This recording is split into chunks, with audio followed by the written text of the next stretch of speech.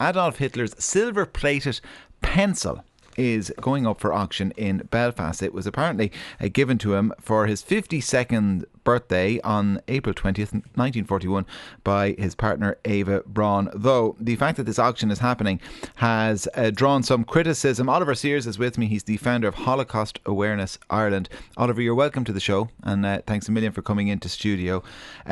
Should this item, and there are other items I understand as well, a signed portrait as well of Hitler, should they be pulled from the auction, do you think? That's what I've been calling for. I'm really disappointed in Bloomfields because in 2019 they were planning the sale of Adolf Hitler's dinner service, and I had contacted them, and other people had too. And on that occasion, they had actually pulled the items from sale.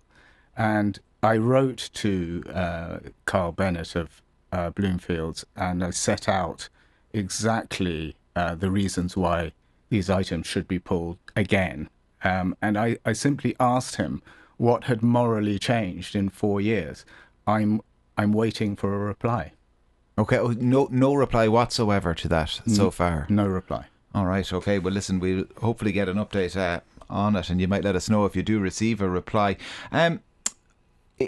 In situations where these are pulled from sale, what generally happens? Do they tend to be donated to museums? Do they just go back to whatever private collector had them in the first place? So the first thing to say is that there is an awful lot of memorabilia, stuff that was manufactured relating to this regime. And I am always cautious that experts be brought in to examine the material just in case it has very specific historical significance. But it's usually not the case. And it's rather galling that Carl Bennett claims that because this was a gift from Eva Braun to Hitler, that somehow it gives us a window into Hitler's psychopathology that we may not have known about previously. That may be the case. I think it's very thin. The reality is that Bloomfields are doing this for money, for no other reason. And it's the trade in this stuff that we find so appalling. How big is that trade? How much of this stuff goes on? It's small in Ireland. It's very substantial in other parts of the world, in America particularly. And there is a very dark side because anti-Semitism is on the rise. It's not over. These symbols are co-opted by far-right groups. And worse still, often you find that caches of this material are sold and the proceeds given to some of these far-right groups. So it's not just a quirky, rather dark, obscene little trade.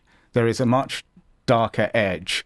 And frankly, if you come from my background, you find it deeply, deeply offensive. Something stranger still. I've been an art dealer for more than 30 years in Ireland. And in all these years, and you can imagine that the vast majority of my clients and colleagues are not Jewish, I have never come across a single person who has challenged me and said, your view is wrong. They are all simply agog that anyone would choose to make money out of this. So I'm calling on Carl Bennett again to reconsider. You've done it once. It's not complicated. This is the worst regime in history, certainly in the 20th century. It's within living memory. My mother, who is a Holocaust survivor, is alive. I think, there should be a line where common decency kicks in and it becomes just taboo. It's something that you don't do. Do you get the sense, and given you've been in the game in art in this country for the length of time you specify, is there a sense that this is becoming less taboo? As I appreciate your mother's still alive, there are a dwindling number of people who are still alive with first-hand experience of the horrors of that regime. Like, do you get the sense, and maybe this isn't happening though, that as those numbers dwindle, people kind of feel more openly able to buy and sell Hitler's pencils? I think it's a very good question, because what it broadly points to is the fact that the Holocaust is rapidly moving into second-hand history. And that's where I feel such a burden, and why I'm here talking to you, because soon I'm going to be the closest person to this story. And I was born 23 years after it ended. Because there's always been Holocaust deniers, and I guess it becomes easier to do it, not easy, but easier to do it if the people who actually experience it firsthand are not around. Yeah, absolutely. It really, it's imperative, I think, that the next decade, which will probably see out all the remaining Holocaust survivors, we pay attention to what they say. They are really a unique set of people. They have seen the worst side of humanity and survived it. I think it's important that we listen to them. Is it possible to be, horrified but fascinated by the regime to the point that you might want to collect this type of stuff? Yes, there is certainly a prurience that happens in all sectors of collecting to a degree, I think. I certainly have been involved in an industry where collectors are passionate, obsessive, all of these things. But, let me tell you what happened to me this afternoon, and it will give you an insight, perhaps. Very simply, I continue to research what happened to my family. Most of them were murdered. And in most cases, you can't find out what happened. But finally, I got, it just so happens, it was this afternoon, a document emailed to me from Yad Vashem, the Holocaust Memorial Museum in Jerusalem, that told me that my grandfather's aunt was murdered in Chelmno, which was one of 6 death camps outside of the city of Łódź, where they came from. She was 70 years old.